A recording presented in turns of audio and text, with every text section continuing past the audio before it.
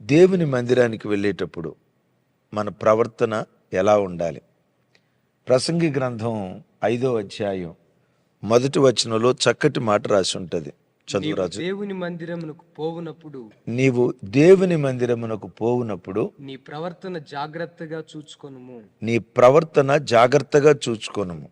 చూడండి, పిల్లల్ని స్కూల్కి పంపించేటప్పుడు, కాలేజీకి పంపించేటప్పుడు అమ్మ నాన్న ఏం చెప్తారు? ఇజ్రాయేలు అది జాగ్రత్త, జాగ్రత్త, డ్రైవింగ్ చేసేటప్పుడు జాగ్రత్త అని అంటారు కదా. మంచిది, ప్రయాణమే బయటికి వెళ్ళేటప్పుడు మనకు జాగ్రత్త ఉండాలి.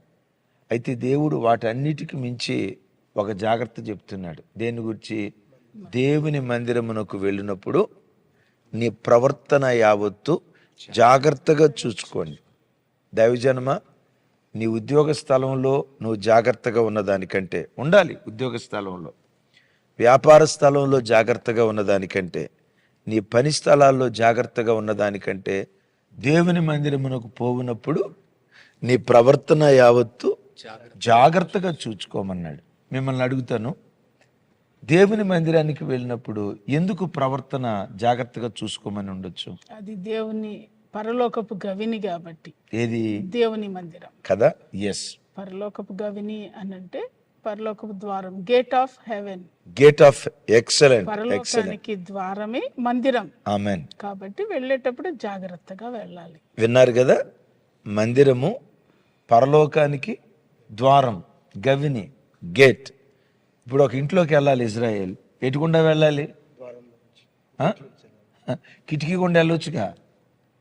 అట్లా వెళ్ళే దేవుడు దొంగోడు. దైవజనమ, ఒక ఇంట్లో ప్రవేశించడానికి దొడ్డి ద్వారం ఉంటుందేమో కానీ పరలోకంలో ప్రవేశించడానికి రాజమార్గం, ఒకే మార్గం, అదే దేవుని మందిరం. సో ప్రతి విశ్వాసి పరలోకంలో ప్రవేశించాలంటే మందిరం ద్వారానే ప్రవేశించగలుగుతాడు, కానీ మందిరం లేకుండా ఏ వ్యక్తి పరలోక రాజ్యం ప్రవేశించలేడు.